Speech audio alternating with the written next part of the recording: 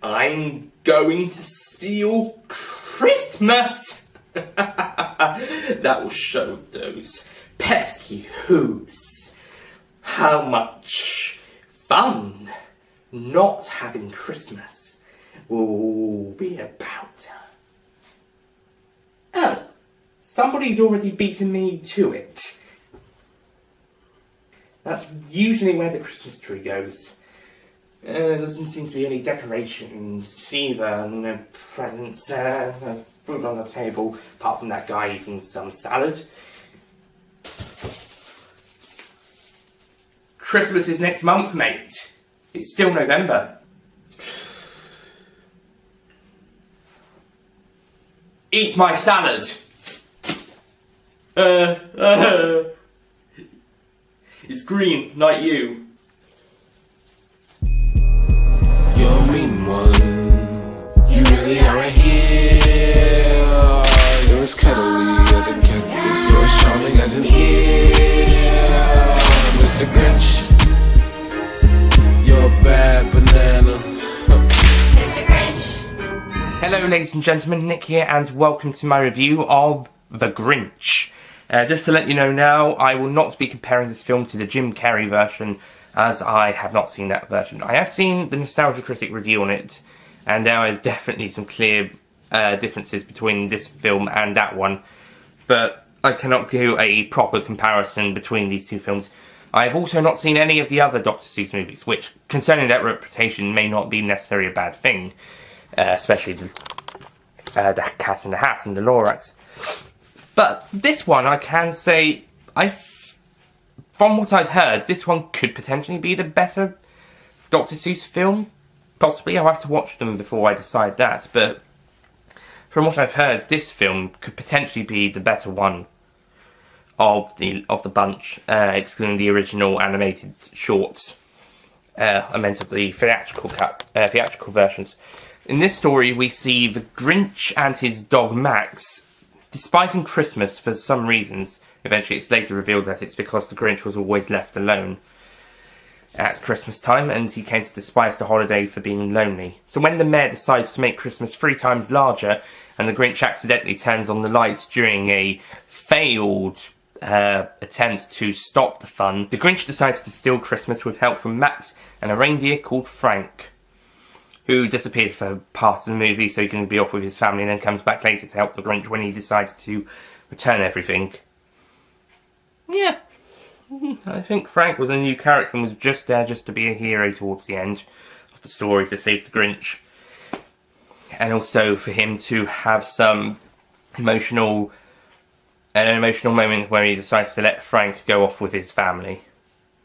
That was definitely one of the earlier turning points for the character, from turning from a grumpy old Scrooge to a warm-hearted Scrooge.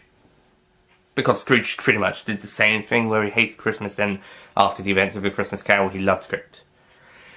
Loved it.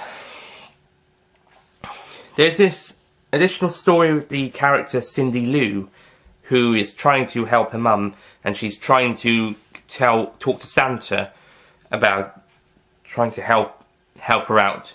So that takes up quite a bit of time in the story. It is necessary, of course, even though it does start to feel slightly when you see these scenes every now and again with Cindy Lou and her friends trying their plan to catch Santa so that she can talk to him. It does feel like some people might not find it necessary, but towards later on in the film, it does. It shows that it's developing that side of the story, so Cindy Lou can then meet the Grinch the second time. She mentioned the first time out when she was trying to paste the letter, but the story is to, for her side, is to try and get to Santa to ask to help her mother, and if that wasn't explained, then it might not make that much sense. Plus, we also get to see their plan in development as well. So I can see why those scenes were there. I will say, though, the story is a bit of a slow start and slow paced for parts. I mean, it's quick. It's quite a short film and quick pacing. But story-wise, there is a bit of it does kind of do it a bit slowly, gradually, as opposed to the first hour, and then we get to the faster-paced stealing Christmas bits. I think that should have been a bit earlier. I think it should have been just about an hour, and rather than a little bit after the hour mark. And then after the Grinch returns everything rushes. I mean, we do get a couple of moments of silent somber, but it does kind of quickly rush the ending a little bit. It does feel very fast-paced, but it's still fun. I think Benedict Cumberbatch does a great voice as the Grinch. He's definitely the right man for the job in this version. Everybody else does a good job. Angela Lansbury gets a nice cameo as the mayor. And I think everyone else I haven't really heard of them, apart from Pharrell Williams as the narrator. Although I think maybe they should have gone somebody else to narrate. But oh well. I think everyone else was pretty good with their roles. Especially the mother of Cindy Lou. She did a very good job. It's strange that we don't see Cindy Lou's father in this, so we don't know what happened to him. It's probably, most likely thing is that he's died sometime after the twins were born, or he's left them, or he's on a work detail and has to be away from them. Maybe he's in prison, maybe he's, well, a fling, in a way, and, well, flings, I should say, as there probably would have been a different dad for Cindy Lou and then for the twins, if that was the case. It's strange. I know the Jim Carrey version had a dad. I don't know if the original story mentioned the parents that much, or the fellow brothers and sisters. Cindy Lou's probably in the original book, but I'm not sure about the others. So yeah, that was a bit strange. And by the end, we don't even know if the Grinch helps Cindy Lou's mother, apart from some of the stuff we see him do in the credits sequence. In the credits sequence, he does give Cindy Lou's mother a kind of a snowmobile bike thing as a present, but that's in the end credits, and even then I think that's the only thing that helps, and also he's helping out everybody else. Also, the Grinch is very good at creating technology in this film and all these inventions. It's really good for a more modern audiences. I don't know whether the Grinch would have been like this in the original version or even in the Carrey film or the book. But it's a very nice touch for the newer film. But although one thing about how that's a bit concerning, although one problem about that is that the pacing does speed up quite a bit. I do understand you'd want to get it through pretty quickly, but it's also nice to slow down and examine some more of the houses, how creative they are, in a way. But it's still really good and does a really good job.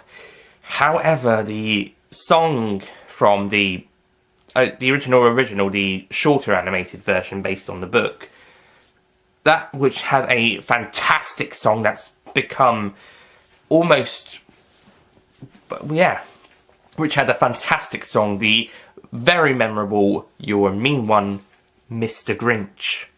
That's such a memorable song. It probably was I think it was in the Carrey version from the clips of the review I saw, and that may have been during his montage of preparing himself, whilst in the shorter animated one it was during this actual theft. Here, there's a version of it at the start and it sounds terrible.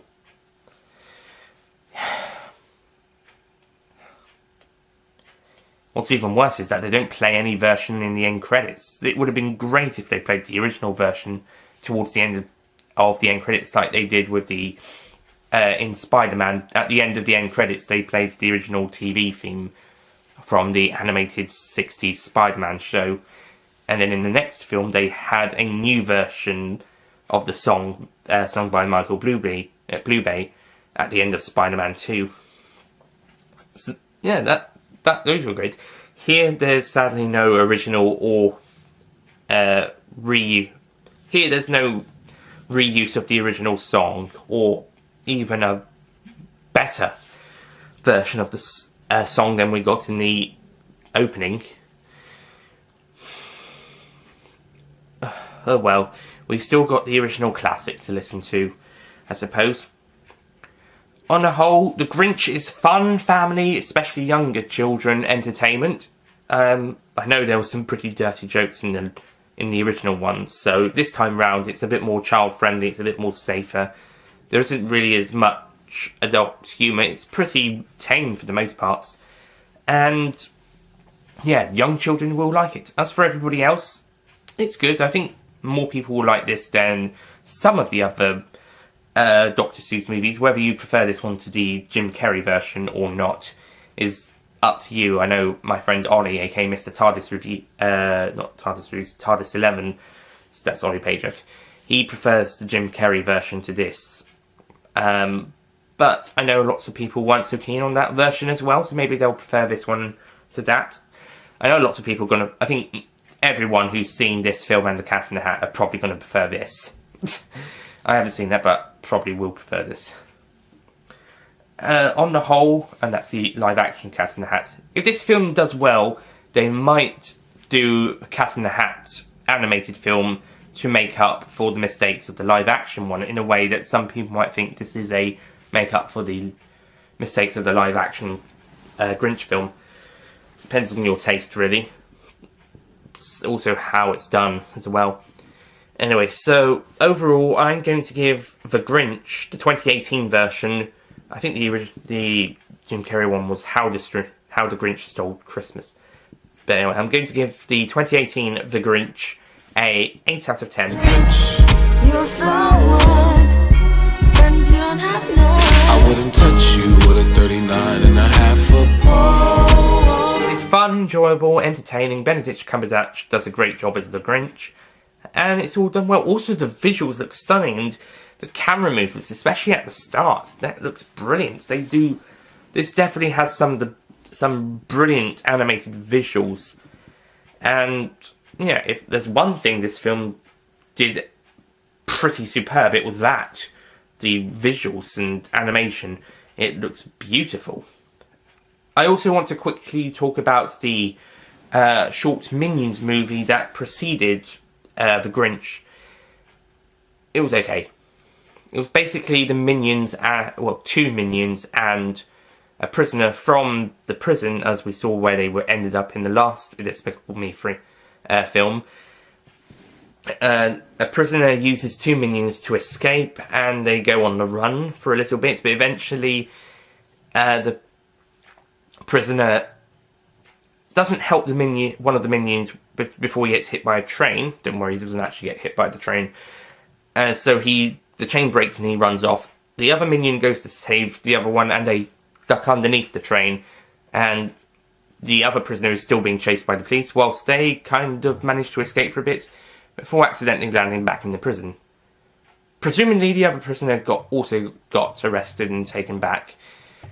To be honest, these two would have needed to have gone back to the prison in order for the massive breakouts that all the Minions, apart from the two that weren't there, did in Despicable Me 3. Okay, yeah, it was alright, it was fun, entertaining, but I don't know if it was immediately necessary. Especially as we pretty much got to see what the Minions were up to in the prison in Despicable Me 3. So, yeah, it was okay. But I preferred the actual feature-length film that followed, as well as also the original the theatrical film that they had with them in at the time this short was taking place during. So, yeah, that's it from The Grinch and also the Minion short that played beforehand. Thank you for watching, and I'll see you guys next time. Goodbye. Who is this mean fella with his skin all green and his teeth all yellow? What you so mad for? Halloween come around and we ain't knocking at your door.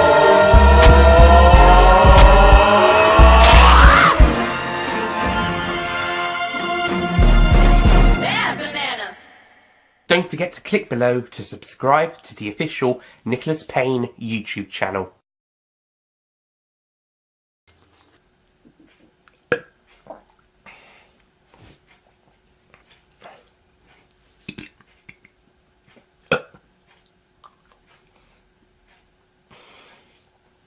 So the Grinch attempts to steal Christmas, just like in the original story. Original fucking shit.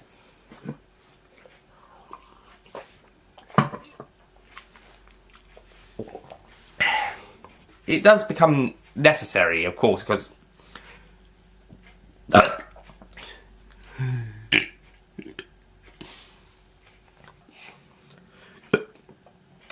or maybe he's in prison. Or maybe he's in prison. Or maybe or maybe he was a one-time fling. Maybe he's in prison, or maybe he's in prison. Maybe he's a one-time fling, and second time. Also, the Grinch is a nice new, but it's still. But they'll probably make an animated version if this film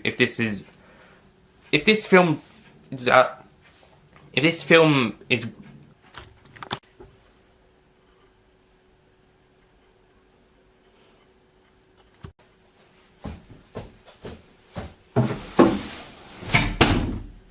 Maybe I should have my Birchwood thing.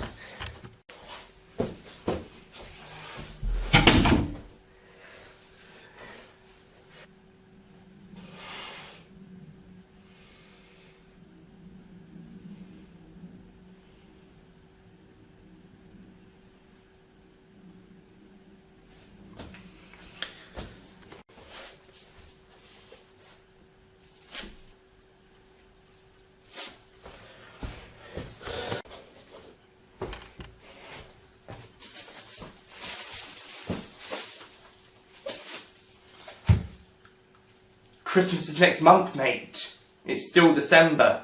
Shit. That is when Christmas is. Halloween is... Oh, fuck. That was actually in the episode.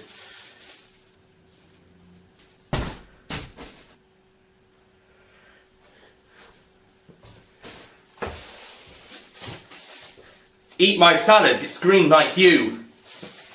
Eat my salad, it's green like you.